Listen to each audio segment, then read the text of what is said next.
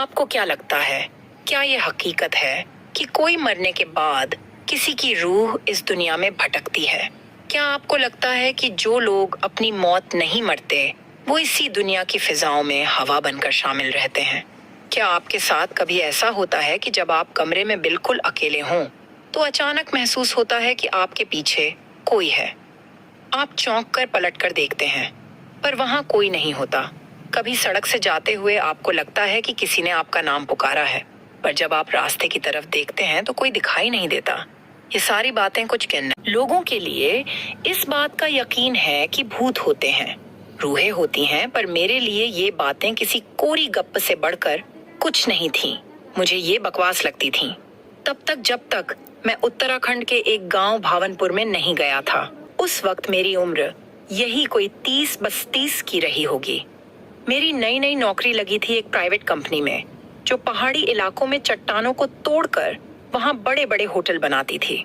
भावनपुर में उस कंपनी के दफ्तर में मैं इंजीनियर था। मेरा काम था इलाके में ये देखना कि कौन सी जगह पहाड़ों को काट कर कंस्ट्रक्शन किया जा सकता है। हालांकि हमारी कंपनी का लोकल्स विरोध भी करते थे। उनका कहना था कि हमारी वजह से ही पहाड़ी इलाकों का संतुलन बिगड़ रहा है, चट्टानें खिसकने की घटनाएं बढ़ने लगी हैं, कंपनियां पैसा कमाने के लिए पहाड़ी इलाकों को बर्बाद कर रही हैं, वगैरह वगैरह। पर उन मुट्ठी भर लोगों के विरोध से क्या होता है? मैं तो भाई बस अपना काम कर रहा था। तो साहब वो अगस्त का महीना था जब मैं भावनपुर पहुंचा और मैंने दफ्तर के पास ही एक मकान में कमरा किराए पर ले लिया था। वो जगह मुझे पसंद आ रही थी क्योंकि मेरे कमरे की बड़ी सी खिड़की से सामने बड़े बड़े पहाड़ दिखाई देते थे। हवा साफ थी, मौसम सर्द। मैं नई नई नौकरी में नया नया जोश लिए मेहनत से काम करता था। मेरी मकान मालकिन एक बूढ़ी औरत थी जो अपने एक बेटे के साथ ऊपर वाले कमरे में रहती थीं। उनका बेटा प्रशांत पास में ही बने एक 4 स्टार होटल में नौकरी करता था। आंटी ज्यादातर अकेले ही रहती थीं, इसलिए जब भी मौका लगता वो मुझसे बातचीत करती थीं और अक्सर मुझे भावनपुर के बारे में बताया करती थीं।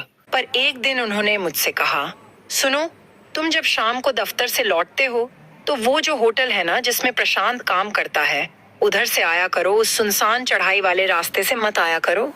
क्यों आंटी? मैंने पूछा तो वो खामोश रहीं। मैंने फिर से पूछा कि बल्कि वो रास्ता तो शॉर्टकट है, उधर से क्यों नहीं? तो उन्होंने मेरी तरफ गौर से देखा और कहा कि आखिर आंटी क्या कहते कहते रुक गई थी। क्या हुआ था उस रास्ते पर? मैंने क्यों? क्योंकि वहां एक उदास रूह भटकती है। रूह भटकती है, मैंने मुस्कुराते हुए कहा। अरे आंटी, ये रूह वूह पर मेरा यकीन नहीं है। आप भी ना बेटा, जैसा कह रही हूँ वैसा मान लो, मत आना उधर से। वो उदास रूह पहले भी कहते कहते वो रुक गईं, फिर बोली, बस उधर से मत आना। मुझे दफ्तर के लिए लेट हो रहा था तो मैंने बात काट दी और कहा, ठीक है, नहीं आऊंगा। और ये कहकर मैं दफ्तर के लिए निकल गया। पर जब दफ्तर में अपनी सीट पर बैठा तो बार बार ये याद आ रहा था कि आखिर आंटी क्या कहते कहते रुक गई थी। क्या हुआ था उस रास्ते पर? मैंने सोचा और दफ्तर में काम करने वाले शंभू से, जो हमें चाय पिलाते थे और जो वहां के लोकल थे, उनसे पूछने का सोचा। इंटरवल के वक्त मैं उनके पास पहुंचा। शंभू उस वक्त छोटे से रसोई में चाय का बर्तन मांज रहे थे। शंभू जी नमस्कार, कैसे हैं? मैंने कहा। तो जमीन पर बैठे वो चौंक गए, फिर बोले, बढ़िया है सर, आपकी कृपा है, बताइए। शंभू जी एक बात पूछनी थी। हाँ पूछिए ना। वो खड़े हो गए और भीगे हाथ अपनी धोती में पोंछ लिए। एक बात बताइए, ये जो पहाड़ के पीछे की तरफ से खड़ी चढ़ाई वाला रास्ता है, इसके बारे में कोई खास बात है क्या? जो मेरी मकान मालिकन है उन्होंने मुझसे कहा कि मैं उधर से ना आया करूं क्योंकि वहां कोई उदास रूह भटकती है। मेरा तो इसमें कोई यकीन नहीं है, पर वो कुछ कह रही थी कि पहले भी वहां। पर इसके आगे बताते बताते रुक गई थी। पहले भी वहां क्या हुआ है? आपको कुछ पता है? मैंने कहा तो शंभू के चेहरे पर थोड़ा डर दिखाई दिया। फिर बोले, साहब वो सही कह रही हैं, उधर से मत आया कीजिए। चलिए नहीं आऊंगा। पर पहले भी वहां क्या हुआ है? मैंने पूछा तो शंभू मेरे करीब आए और अपनी बड़ी बड़ी आंखें फैलाते हुए बोले, पहले भी वहां 3 लाशें मिल चुकी हैं। कटी फटी लाशें, जैसे किसी ने चबा डाला हो। चेहरा तक नहीं बचा था। वो उदास रूह बहुत खूंखार हैं। बस अब बाकी मत कहलवाइए, उधर से मत जाइएगा बस। देखिए, जब आपको कोई ऐसी बात बताता है तो डर तो लगता है, आप चाहे जितने बड़े सूरमा हो।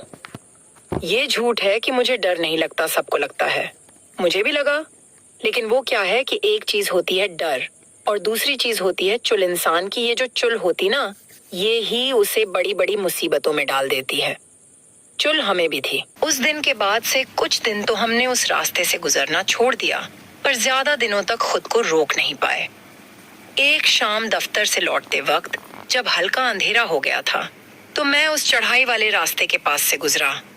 मन में आया कि चलो आज चलते हैं, इधर से देखें जरा क्या होता है। बेवजह इतना लंबा घूम के जाता हूँ, इधर से तो घर 10 मिनट में पहुंच जाऊंगा। हिम्मत जुटाई, गहरी सांस ली और चल दिए उसी सुनसान रास्ते पर ऊपर की तरफ। वहां पर मुझे किनारे पर एक बोर्ड दिखाई दिया। लिखा था, ये रास्ता सुरक्षित नहीं है, कृपया अगले रास्ते से जाएं। मैंने गौर किया तो वो कोई आधिकारिक बोर्ड नहीं था, लोकल्स ने लगा दिया था। मैंने भी सोचा कि ये लोकल्स तो हैं कहानियां बनाने में माहिर, चलो चलते हैं। मैंने उस बोर्ड को अनदेखा किया और पहाड़ी पर चढ़ने लगा। शाम के धुंधलके में मेरे पैरों की आवाज दूर तक सुनाई दे रही थी। दूर तक घने पेड़ और हवा की साएं साएं, कुछ दूर उड़ते हुए जंगली परिंदों की काया काया की आवाज। पहाड़ी पर उड़ते हुए बादल में चलता रहा, आगे बढ़ता रहा। पर जैसे ही मैं कुछ ऊपर आया, मुझे कुछ दूर पर हल्की सी रोशनी दिखाई दी। मैंने आंखें मिचमिचाकर देखा तो वहां पर चिराग की रोशनी थी और उस रोशनी में एक चेहरा था, एक लड़की का चेहरा जो चट्टान के सबसे आखिरी सिरे पर सर झुकाए बैठी थी। बाल खुले हुए, कपड़े सफेद। चिराग की टिमटिमाती रोशनी में उसके बाल चमक रहे थे। घुटनों पर सर झुकाए बैठी थी। उसकी आंखें अंधेरे में चमक रही थीं। मैं कांप गया। ओह, तो ये है वो उदास रूह जिसकी बात आंटी कर रही थी। मेरी नजरें उस उदास और शायद सिसक रही लड़की पर जमी हुई थी। जहन में तमाम आवाजें शोर कर रही थीं। शंभू की वो आवाज भी जिसमें उसने बताया था कि यहाँ से कई मुसाफिरों की कटी फटी लाशें मिली थीं। याद करके मैं कांप तो गया था, लेकिन फिर मैंने खुद को संभाला। मैंने सोचा कि छोटे छोटे कस्बों में इस तरह की अफवाहें फैलना आम बात है। हो सकता है किसी ने शरारतन ये खबर उड़ा दी होगी, और लाशें जो मिली, हो सकता है किसी जंगली जानवर ने हमला किया हो। वैसे भी किसी वक्त में यहाँ जंगली जानवर बहुत होते थे, पर जब से पहाड़ियों में कंस्ट्रक्शन की वजह से जंगल काटे गए हैं, अब तो वो जानवर भी नहीं बचे। इन दिलासों से खुद को समझाता हुआ मैं हिम्मत जुटाकर उस लड़की की तरफ बढ़ने लगा। मैं चलता चला जा रहा था और मेरी नजर उस लड़की पर जमी हुई थी। वो मुझसे काफी दूर थी, सामने वाली पहाड़ी के एक सिरे पर। मैं इस तरफ था, वो शायद मुझे देख भी न पा रही हो। मैं आगे बढ़ने लगा, तेज कदमों से, लेकिन तभी एक आवाज से मैं चौंक गया। सुनिए, मैंने नजर घुमाकर देखा तो मेरे थोड़ा पीछे ढलान के किनारे रखे बड़े बड़े पत्थरों पर एक लड़का बैठा था, जो गौर से उस चिराग वाली लड़की को देख रहा था। उस लड़के को देखकर मुझे कुछ राहत हुई कि चलो, मैं अकेला नहीं हूँ। जी कहिए, मैंने कहा तो वो बोला, आप इधर से क्यों जा रहे हैं? रास्ता तो आगे से है। मैंने कहा, हाँ है तो आगे से, लेकिन ये शॉर्टकट है। आज कुछ जल्दी थी तो सोचा इधर से ही निकल जाऊं। वैसे एक बताइए। मैं उसके पास जाकर बोला, वो कौन है? आप जानते हैं क्या उसे? मैंने उस चिराग वाली लड़की की तरफ इशारा करते हुए पूछा। उस लड़के ने मेरी तरफ देखा तो मैंने नकली मुस्कुराकर अपना डर छुपाते हुए कहा, कोई कह रहा था कि वो कोई रूह वूह है। सच है क्या? तो मैंने पलटकर लड़के की तरफ सर किया तो मैं चौंक गया। वो बिल्कुल मेरे करीब खड़ा था। उसके चेहरे पर खतरनाक मुस्कुराहट थी। बोला, मैं था वो लड़का। अचानक उसकी आंखें लाल हो गईं और पुतलियां सफेद। उसने मुंह खोला तो किनारे के 2 दांत नुकीले थे। वो मुझ पर झपटा तो मैं घबराकर पीछे हुआ और गिर पड़ा। उसने मेरे पैर पकड़ लिया। मेरी नजर पहाड़ी के दूसरी तरफ बैठी कनक पर गई। वो बिल्कुल शांत तरीके से इस तरफ देख रही थी जैसे वो अक्सर ये देखती हो। मेरे पैरों में उस लड़के ने दांत गड़ा दिए, पर मैं किसी तरह उसे झटका छूट निकला और तेज रफ्तार भागने लगा। बदहवास तेज और तेज। मैंने पलट कर देखा तो वो उदास और खुखार रूह दूर खड़ी मुझे देख रही थी।